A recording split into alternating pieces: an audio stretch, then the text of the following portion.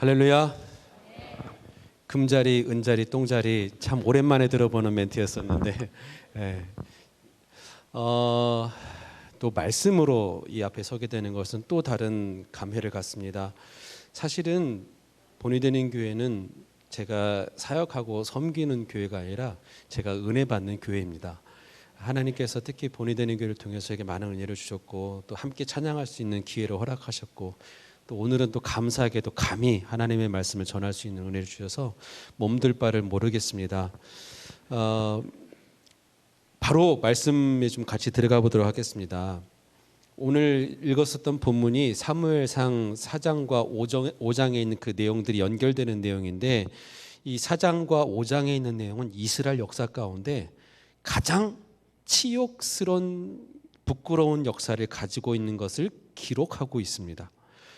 시대가 이제 사사 시대에서 왕정 시대로 넘어가는 사울 왕과 이후에 이제 다윗 왕이 나오게 되는 바로 그때 이제 사사 시대가 거의 끝날 무렵이라고 생각하시니까 여러분 영적인 분위기가 어떻겠습니까?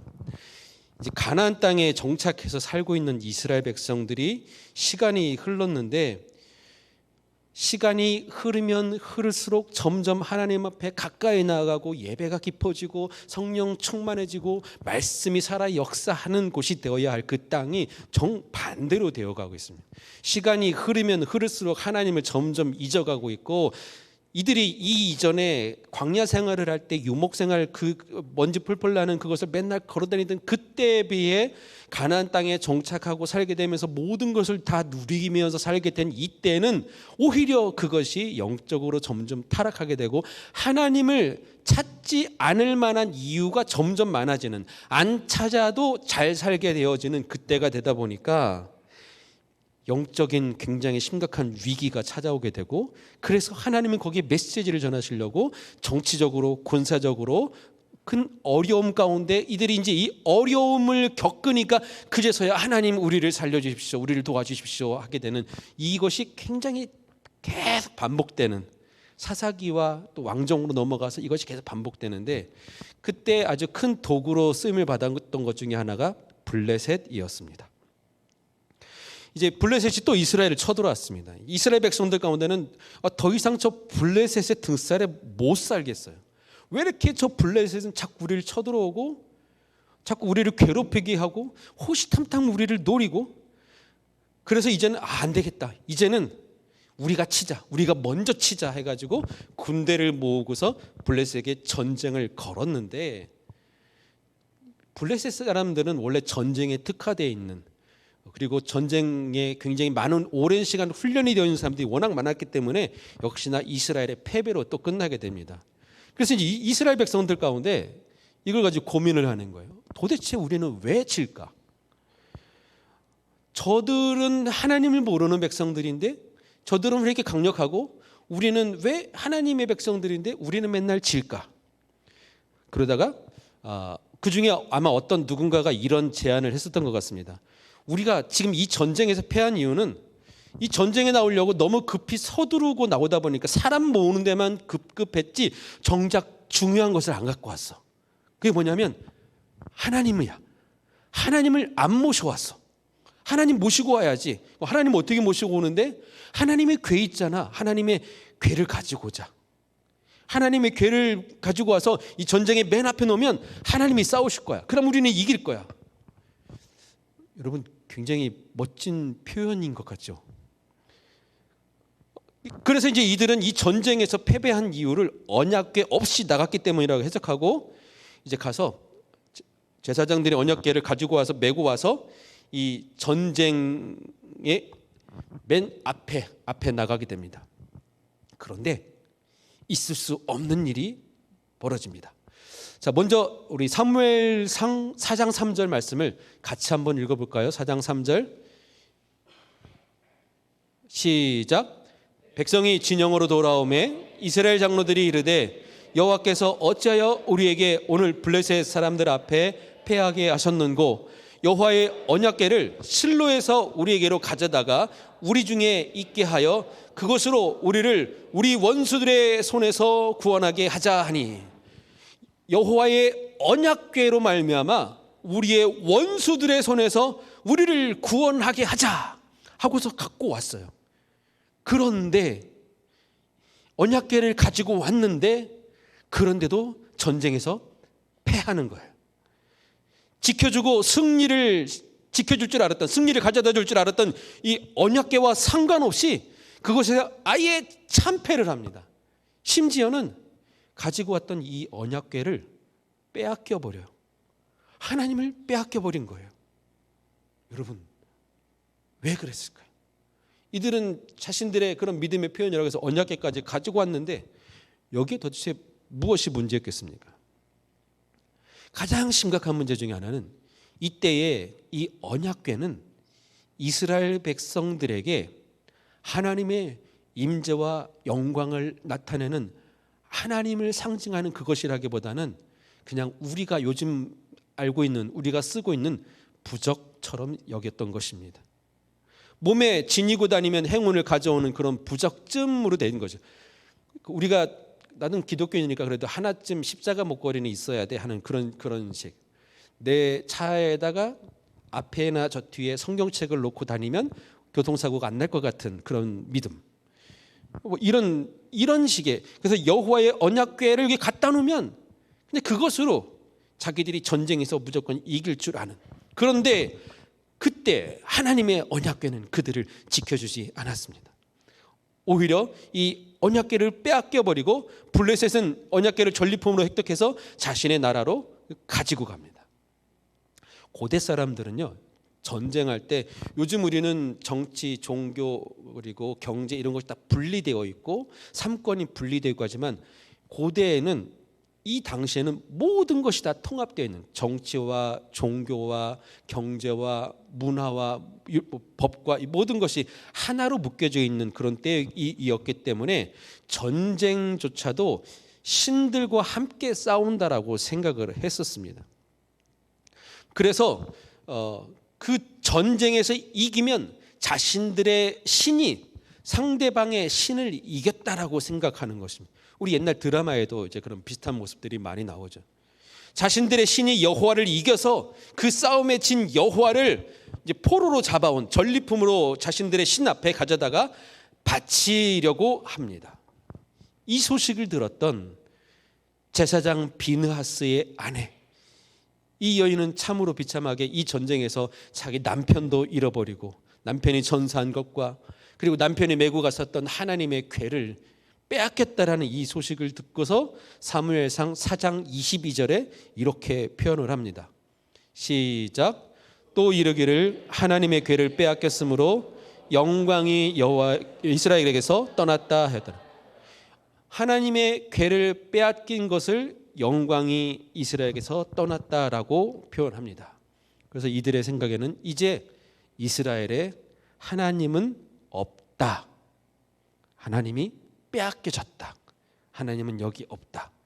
궤를 빼앗겼기 때문에 하나님을 뺏긴 것이다 라고 한 이 고백. 이 고백은 엘리 제사장의 며느리의 고백만이 아니라 이 당시 사람들이 갖고 있었던 그 같은 동일한 생각이었습니다. 블레셋 사람들은 이제 신이 났겠죠. 그래서 아스돗으로 가서 이제 자신들의 최고의 신인 다곤 신전에 그 여호와의 언약궤를 가져다가 다곤 신 앞에다가 둡니다. 여러분, 다곤 신 좀 생소하시죠? 그런데 참 교묘하게도 오늘날 이 다곤 신의 잔재가 지금까지도 남아 있어요. 그 첫 번째 사진 하나 띄워보시겠습니까? 이게 이제 고대 문헌에 나타난, 벽화에 나타난 다곤 신의 모습입니다. 한번 잘 보세요. 뭐 닮은 거 있죠?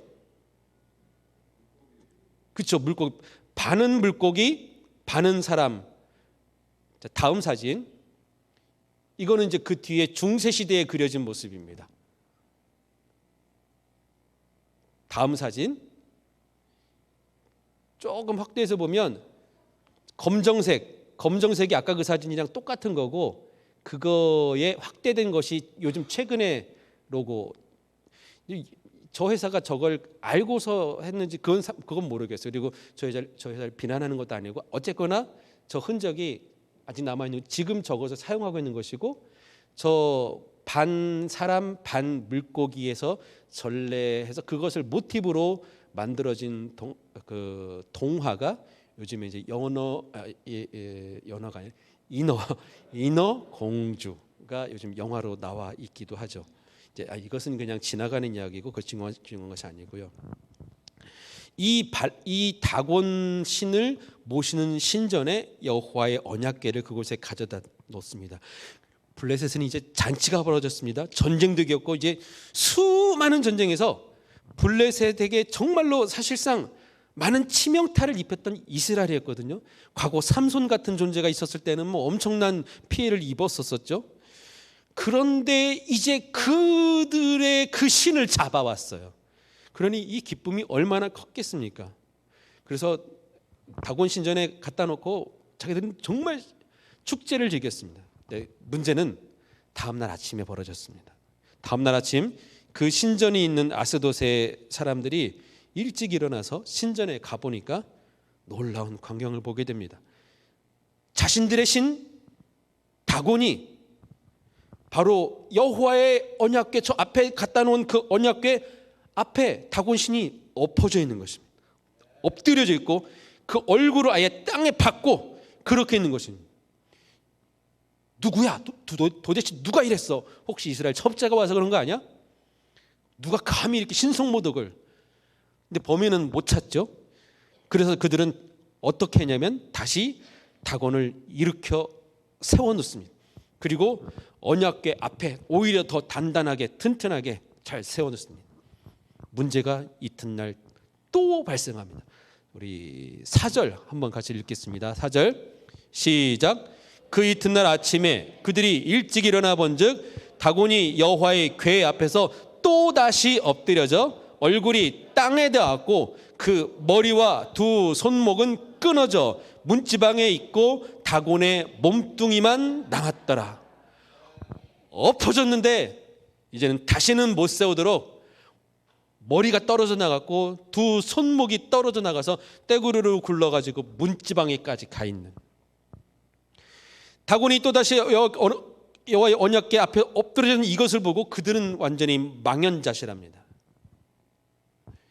이 사건이 그러면 지금 오늘 우리에게 무슨 메시지를 줄까?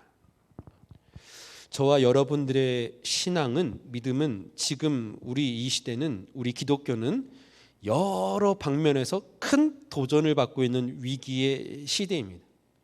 그 가장 대표적인 것으로 우리 최근에 겪었었던 코로나로 인해서 우리의 기독교는 완전히 그 뿌리채 흔들리고 있는 그런 상황이 되고 말았습니다. 도대체 무엇이 본질인가를 아예 지금 다시 세워야 되는, 그리고 다시 진짜 참된 복음으로 돌아가서 우리의 신앙을 회복해야 하는 바로 그런 때에 지금 와 있습니다. 그런데 또 사실 놓고 보면 기독교는 최근에 와서야 이런 어려움을 겪는 것이 아니라 역사 이래로 수많은 도전과 시험을 받아왔습니다. 기독교가 들어가는 곳에는, 교회가 인정받기 전까지는 사실상 물리적으로 아주 심한 박해를 먼저 받았습니다. 우리나라도 그랬고요. 그리고 우리가 중보기도 하고 있는 중국도 그랬었고, 일본에도 기독교 순교자들이 나가사키라든지 이런 곳에 있습니다. 그리고 지금 이 시대는 정말로 기독교의 부흥 속도보다 훨씬 더 빠르게 급성장하고 있는 이슬람이 있고요. 그리고 지금 우리 주위에는 어쩌면 교회보다도 더 열심히 열정적으로 자신들의 세력을 확장시켜 나가는 이단들이 있습니다. 제가 수요일날 예배 드리는 곳에서 지난 수요일날 이단 세미나를 했었는데 최근에 통계를 봤거든요. 그리고 우리가 이제 그것이 알고 싶다, 추정 10분, PD수첩 이런 것을 통해서 이단에 대해서 수많은 정보를 들어왔기 때문에 점점 사람들이 이단에 빠지는 횟수가 줄어들 줄 알았는데 지금 2018년도서부터인가 지금 최근 재작년까지의 그 통계를 쭉 놓고 보니까 점점 이단에 빠지는 숫자, 이단애들의 숫자가 훨씬 더 많아지고 있고 지금도 많아지고 있다고 합니다. 신천지나 뭐 어디가 저렇게 안 좋다라고 방송에서 다큐멘터리 막 하는데도 여전히 그곳에 미혹돼서 찾아가고 있는 사람들이 있다라는 사실. 그런데 기독교는 가장 대표적인 장로교는 아주 급 쇠락하고 있는, 숫자가 급 줄고 있는 바로 그런 때, 이런 것들이 상황을 놓고 보면 오늘도 또 다른 우리를 미혹시키는 또 다른 다곤과 같은 블레셋과 같은 그런 강해 보이는 세력들이 여전히 우리를 공격해 오고 있는 바로 그런 때라는 것입니다. 바알이, 만몬이, 다곤이 우리를 공격하고 있는 지금 이런 상황을 놓고 보면, 여기까지의 상황만 놓고 보면 그들이 승리하고 있는 것처럼 보이고 그들이 우리보다 더 영향력이 있고 힘이 센 것처럼 보입니다. 유럽의 한국교회 점점 힘을 잃어가고 있고 교회 숫자 줄어가고 있고 교회가 문을 닫고 신학교들이 점점 재정난에 힘들어하고 신학교 입학생들이 점점 줄어들고 있고 목사는 비인기 직업이 되고 있고 젊은 세대들이 교회를 떠나고 있고 교회는 세속화되고 있고 큰 교회들은 점점 텅텅 비어가고 있고 작은 교회는 작은 교회들이 힘들어서 문을 닫고 있고, 이것이 우리의 현실인데 우리 어떻게 해야 하겠습니까? 제가 있었던 중국은 지금 더 핍박이 더 심해져 가지고 예배드리기가 점점 힘들어져 가고 있고, 심지어는 얼마 전에 들었는데 어느 모 한국인 교회, 중국인 교회가 아니라 한국인 교회도 안면 인식이 가능한 카메라가 설치되어 가지고 예배 참석하는 사람들을 카메라에서 그냥 누가 참석했는지 그 안면 인식만으로도 바로 확인이 되는, 그리고 허락되지 않은 장소로 허락되지 않은 교회들은 더 이상 예배를 드릴 수 없는, 그래서 수많은 삼적교회 목사들도 이제 가정교회로 지하교회로 들어가겠다라고 얘기하고 해외로, 한국으로도 많이 들어오고 해외로도 많이 나가고 있는 이런 때, 기독교는 위기입니까? 위기는 맞는데, 근데 이것이 우리의 패배를 말하는 것은 결코 아닙니다. 이 얘기까지만 들었으면 그러면 우리 중국은 어떻게, 이런 상황이었었는데, 그런데 그 다음에 하시는 말씀이, 그럼에도 불구하고 성도들은 더 열심히 기도하고 있고 그럼에도 불구하고 모이기를 힘쓰고 있고 큰 교회에 모여서 예배당에 모여서 우리처럼 전자악기 놓고 쿵강쿵강거리면서 이런 식으로 찬양하지는 못하지만 각자 가정에서, 거실에서 모여서, 그리고 식당에서 모여서, 호텔 룸 빌려가지고 그런 데서 모여서 거기서 집회하고 거기서 찬양하고 거기서 자기들끼리 기도하고, 하나님 이 땅을 살펴주셔서 이 땅에 부흥을 주시옵소서, 우리 중국을 불쌍히 여겨주시옵소서, 여전히 그들이 기도할 때 오히려 중국교회 성도의 숫자는 늘어나고 있다는 사실을, 지금 이 세상에서도 만몬이나 세상이 승리한 것처럼 보이지만, 바알이나 다곤이 승리한 것처럼 보이지만, 그러나 이 싸움은 진행 중이고 끝이 아니라는 사실. 이제 본문 속에 이들의 그 사람들의 모습을 보면서 우리의 상태를 같이 한번 찾아보겠습니다. 우리의 모습 가운데도 지금 여기 본문 속에 읽었던 블레셋 사람들과 같은 그런 신앙생활을 가지고 있는 분들이 계십니다. 언약궤를 뺏어온 곳으로, 하나님을 이긴 곳으로 여기는, 이들이 그 여러 가지 이유가 있겠지만 자신들이 승리를 했고 그 패배한 여호와의 궤를 다곤 옆 앞에다 둠으로 말미암아 만족하고 자랑하고자 싶은 그런 것도 있지만, 그 유일 신이 아닌 곳에서는 큰 신이 다른 신을 이긴다라고 보고 있기 때문에, 자신들의 신이 여호와를 이겼기 때문에 이제 여호와가 우리의 명령을 복종해서, 우리가 전쟁에 나갔을 때 이스라엘 백성들이 여호와 이름을 부르고 가지고 싸울 때 늘 항상 이겼던 것처럼 우리가 이 언약궤를 가지고 나가 싸우면 우리도 이길 거야라는 그런 기대감이 이들에게 있지는 않았었을까라고 생각을 해봅니다. 우리 안에도 이런 마음들이 있습니다. 기독교와 완전히 절교하지는 않고 기독교를 떠나지는 않는데 적당히 양다리를 걸쳐 놓으려고 하고, 그래서 주일날에는 내가 주일날 와서 참여하고 11조 헌금하고 예배 참석함으로 말미암아 나는 기독교인이고 그래서 나는 구원받을 거야 라고 예배 시간에는 그렇게 표현을 하는데, 실제로 월, 화, 수, 목, 금, 토에서는 전혀 하나님이 없는 삶을 살고 있는, 그래서 거기서는 돈의 노예가 되고 권력의 노예가 되고 그렇게 살고 있는 이들이 이 땅 가운데 없다라고 말할 수 없습니다. 내가 하나님을 위해서 존재해야 하는 것인지 하나님이 나를 위해서 존재해야 하는 것인지 우리는 다시 한번 확인해야 합니다. 우리가 예수님을 주님이라고 부릅니다. 주자는 주인 주자, 주인님이신 것이죠. 그러면 주님이 주인이시면 우리는 종 아니겠습니까? 종이 주인의 목소리에 귀 기울이고 뭐라고 말씀하실지 항상 대기하고 있어야 되겠죠. 비서들 보통 우리 영화 같은 드라마에서 그렇게 하지 않습니까? 주님이 뭐라 말씀하시는지 우리는 귀 기울여 드려야 되는데 거꾸로 우리는 주님을 평상시 아예 잊어버리고 있다가 가끔 내게 필요했을 때 주님 잠깐만 이리 와보세요 하고 오히려 주님께만 먼저 우리가 필요한 것들 아뢰고 기도하고 있는 그런 모습들이 우리의 모습 가운데 있지는 않을까. 두 번째 신앙의 태도가 있습니다. 아스돗 사람과 같은 신앙의 태도가 있습니다. 사실 이 블레셋에게는 바알이 주신이었지만 이 다곤은 아스돗 사람들의 주신입니다. 그래서 이 아스돗 사람들은 다곤 신전을 섬기는 사람들인데 그들은 자신들의 신 앞에 여호와의 궤를 각져놨다가 다음날 다곤이 엎드려진 것을 보고 여기에 대한 대안이 다곤 신을 다시 세우는 것밖에 없었습니다. 쓰러진 다곤은 다시 세워진다고 능력이 생기는 것이 아닌 것처럼 무너졌던 우리의 계획과 내 주도에 나의 치밀했던 계획으로 다시 세우는 인생은 혹시 그것이 실패한다면 또 다른 더 치밀한 계획으로 다시 세운다고 이것이 만들어지는 것이 결코 아니라는 것입니다. 다곤은 다시 세워야 하는 존재가 아니라 우리에게 필요한 것은 누가 주인인가를 확인해야 하는 것입니다. 다곤이 참신인지 여호와가 참신인지를 우리는 다시 한번 정립해야 하는 겁니다. 왜 다곤이 쓰러졌는지를 알아야 합니다. 그래서 하나님은 다시는 이 다곤을 못 세우도록 목을 떨어뜨리고 몸뚱어리만 남겨버리는 다 망가지고 남은 비참한 이런 결과를. 이래서 이렇게 목이 떨어지고 손이 떨어진 이 다곤은 다시 붙여야 할 대상이 아니라 치워버려야 할 대상이라는 것을 우리는 명심해야 할 것입니다.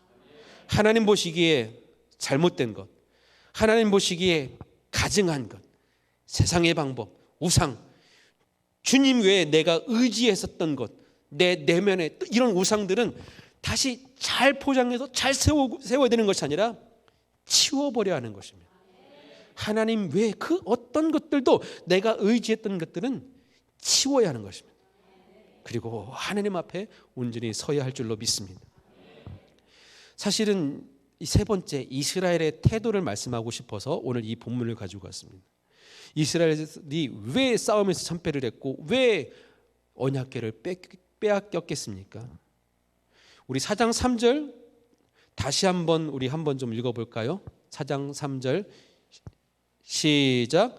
백성이 진영으로 돌아오매 이스라엘 장로들이 이르되 여호와께서 어찌하여 우리에게 오늘 블레셋 사람 앞에서 패하게 하셨는고 여호와의 언약궤를 실로에서 우리에게로 가져다가 우리 중에 있게 하며 그것으로 우리를 우리의 원수들의 손에서 구원하게 하자 하니. 자, 여러분 이 말씀 잠깐 띄워놓으시고 여기서 그냥 우리가 한번 찾아봅시다. 무엇이 문제였습니까? 문제점. 전쟁 중입니다. 그래서 그들은 하나님을 찾았습니다. 그 찾은 방법이 언약궤 가져오자. 제가 질문을 죄송합니다. 너무 어렵게 드린 것 같습니다. 사실 여러분들이 다 알고 있는 대답입니다. 언약궤를 한번 지워버리고 여러분 지금 전쟁 중입니다. 문제 있습니다. 뭐 해야 합니까? 기도해야 하죠. 이스라엘 백성들이 여기 지금 기도했다는 내용이 전혀 없습니다. 하나님 앞에 두 손 들고 우리 같이 장로들과 제사장들이 모여서 여호와 앞에 기도하자. 하나님 믿고 죽어가자. 다윗의 승리가 어디에 있는 줄 아십니까? 다윗은 모든 전쟁에 나갈 때마다 항상 하나님께 묻고 나갔습니다. 하나님 나갈까요 말까요? 저 칠까요 말까요? 가서 쳐라. 네 손에 붙여놓으라. 그때 나가면 다윗은 백전백승했습니다. 여기서 이스라엘 백성들이 하나님께 전혀 안 묻고 이길 수 있는 꼼수를 찾은 건데 그 꼼수? 언약궤 갖다 놓자. 그러면 우리가 이길 거야. 블레셋이 강력하고 힘이 세고 그들은 용맹하고 그들의 신이 대단했기 때문에 거기에 해당하는 우리도 뭔가 그거 필요해. 그만한 힘이 있다고 생각하는 것이 하나님의 임재의 상징인 언약궤를 떠올렸던 것입니다. 근데 방금 저도 이런 표현했죠. 하나님 임재의 상징. 임재의 상징일 뿐입니다. 하나님이 꼭 언약궤 가운데 구름 날개 사이 그 공간 안에만 계시는 하나님이 결코 아니신 거죠. 하나님은 처음부터 이 싸움을 보고 계셨고 이 싸움에 주관하고 싶고 하나님의 주권을 드러내고 싶었는데 절대로 기도 한 번 하지 않는 이스라엘 백성들을 그들을 승리케 해줄 수가 없었습니다. 아무리 언약궤를 갖고 와서 부적처럼 갖다 놓는다 할지라도 기도하지 않는 그들의 하나님께서는 승리를 주실 수가 없었습니다. 이스라엘은 지금 이 상황에 주인이신 하나님이 필요했던 게 아니었어요. 언약궤만 필요했었어요. 교회 안에서도 많은 답을 언약궤에서 찾으려고들 합니다. 그래서 이 수많은 언약궤들을 만들어 놓았었습니다. 한때 그래서 우리 보다 더 큰 건물을 원하는 그런 필요했었던 그런 시절이 있었습니다. 그리고 교회 안에 많은 헌금이 나와야 되니까 부자들이 오기를 은근히 기대하는 그런 시절도 있었었고, 사회적으로 출세한 사람들, 우리 교회에 말이야 의원이 몇 명이야, 장관이 출석하고 있어, 이런 것들이 교회의 자랑거리가 되는 시절이 있었습니다. 근데 성경 어디에도 주님이 그들에게 관심 가져라고 하신 데가 있습니까? 예수님의 관심은 어디에 있었습니까? 그 반대의 사람들, 과부와 고아와 나그네들, 헌금도 못 내는 그들, 오히려 우리가 돌봐줘야 할 그들.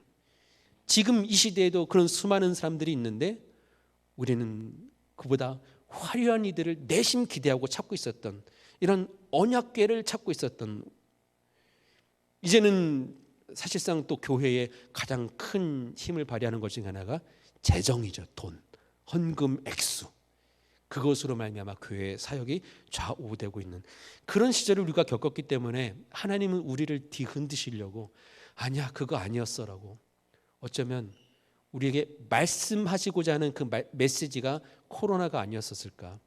이거를 뭐 누가 이용했던 어디서 이용했던 그런 거 떠나서 하나님의 의도는 그래서 다시금 우리로 말미암아 본질로 돌아오게 하고자 하시는 하나님의 계획이 아니었을까라고 생각을 합니다.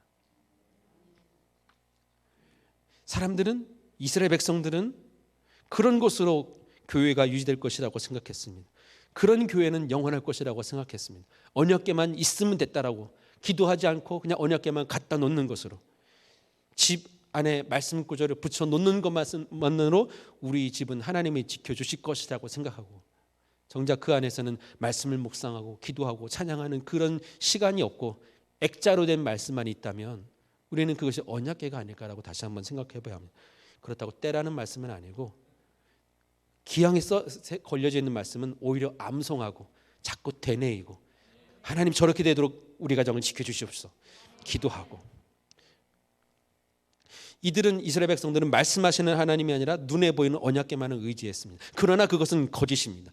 이스라엘이 패한 것은 블레셋이 강했기 때문이 결코 아닙니다. 오늘날 교회가 약해지고 우리의 신앙이 도전받는 것은 세상이 더욱 강해졌기 때문이 결코 아닙니다. 이스라엘의 패배는 원수가 강해졌기 때문이 아니라 그들이 내적으로 영적으로 약해졌기 때문입니다. 오늘 우리의 어려움은, 이 시대의 우리의 교회의 문제는 우리의 교회가, 교회 안에서 믿음이, 영적 상태가 이 당시에 이스라엘과 같아졌기 때문이라고 볼 수 있는 것입니다. 이스라엘은 항상 하나님과 바른 관계에 있을 때 전쟁에서 승리했고 원수들을 정복했습니다. 거인이자 싸움에서 백정노장인 골리앗을 무너뜨린 것은 거대한 군대가 아니라, 이스라엘 군대 전체 조직력이 아니라 여호와의 이름을 붙들고 나간 소년 다윗을 통해서 이겼던 것처럼, 하나님과의 관계가 무너질 때, 내 힘을 더 의지하게 될 때, 하나님의 이름을 그저 부적처럼만 믿고 사용했을 때, 그럴 때 대적이 더 강하게 느껴지는 것입니다. 그리고 그것은 하나님이 일부러 무너뜨리고 그들을 패하게, 너 한번 당해봐라고 패하게 하시는 것이 아니라, 하나님이 붙들고 있는 그 손을 우리가 놓았기 때문에, 우리가 그것을 뿌리쳤기 때문에 우리는 패했던 것이고, 하나님은 오히려 우리를 붙들어 주기를 원하십니다. 역사는 흘렀고 시대는 변했지만 이런 패턴들은 결코 변하지 않았습니다. 우리 자신의 문제도 마찬가지입니다. 하나님은 지금도 우리에게 하나님께 돌아오라고 부르고 계십니다. 사무엘서를 통해서, 엘리야를 통해서, 호세아와 예레미야를 통해서, 수많은 선지자들과 그들이 이 말씀을 통해서 저 여러분들에게 지금 말씀하고 계신 것입니다. 하나님의 능력을 믿으라고, 하나님의 이름을 믿으라고. 나를 의지하고 환경을 의지하고 누군가를 의지하고 물질을 의지하는 것에서 돌이켜서 하나님께로 돌아오라고 말씀하고 계십니다. 자신의 힘과 능력을 깨닫고 통회하고 자복하고 하나님께로 나아오기를 원하십니다. 혹시 우리 삶 가운데에서 다곤처럼 내가 하는 일들이 계속 엎어지는 것을 경험하고 계신 분들 계십니까? 하나님 앞에서는 다른 것들을 세울 수가 없습니다. 다곤이 아니라 하나님의 말씀을 세워야 하는 것입니다. 하나님은 살아계신 하나님이십니다. 상자 속에 담아놓고 들고 다닐 수 있는 하나님이 결코 아닙니다. 그 어떤 상징으로 제한되는 하나님이 아니십니다. 저희 집에 제가 성경책이 꽤 많습니다. 목사니까 당연하겠죠. 어느 날 세봤습니다. 성경책만 20권이 넘습니다. 종류별로. 성경 관련 서적도 좀 있습니다. 신학 서적도 있고 기독교 서적도 대부분입니다. 자, 그러면 저의 믿음이 좋은 것입니까? 이런 것들로 제 믿음이 좋다라고 말할 수 없습니다. 단지 성경에 관련된 지식이 좀 쌓일 뿐인 것이지, 제가 목사이기 때문에 여기 계신 우리 성도님들보다 훨씬 더 믿음이 좋습니까? 결코 그렇지 않습니다. 여기 계신 장로님, 권사님, 집사님들이 하나님 보시기에는 저보다 믿음이 훨씬 더 좋으신 분들이실 것입니다. 그런데도 지금 제가 왜 설교합니까? 그냥 하나님이 목사로 셨기 때문에 목사가 하는 일이 이런 일이기 때문에 저는 이것 할 뿐인 것이지, 하나님 보시기에 우리의 믿음과 신앙은 저의 이 직분을 가지고 제가 여러분들보다 낫다라는 것을 결코 아무것도 말할 수 있는 것이 없습니다. 하나님은 우리의 본질을 보시는 하나님이시기 때문에 그렇습니다. 우리에게는 저처럼 여러 개수가 많은, 종류가 많은 성경책이 필요한 것이 아니라 실제로 읽는 성경, 그리고 성경 말씀에 기록한 대로 그대로 살고자 몸부림치는 그런 성경이 우리에게는 필요한 것입니다. 전능하신 하나님을 절대적으로 신뢰하시게 되기를 주 이름으로 축복합니다. 여러분, 지금 다곤이 강해 보이십니까? 바알이 강해 보이십니까? 걱정 마십시오. 무너집니다. 바알은 무너집니다. 지금은 우리가 그 싸움 중에 있기 때문에 우리는 다윗처럼 여호와의 이름을 가지고 나아가게 될 때 하나님께서 우리에게 궁극적인 승리를 허락해 주실 줄로 믿습니다. 출애굽기 14장 13절 14절 말씀, 우리 그래서 믿음으로 한번 같이 큰 소리를 한번 고백해 보겠습니다. 시작. 모세가 백성에게 이르되 너희는 두려워하지 말고 가만히 서서 여호와께서 오늘 너희를 위하여 행하시는 구원을 보라. 너희가 본 애굽 사람을 영원히 다시 보지 아니하리라. 여호와께서 너희를 위하여 싸우시리니 너희는 가만히 있을지어다. 아멘.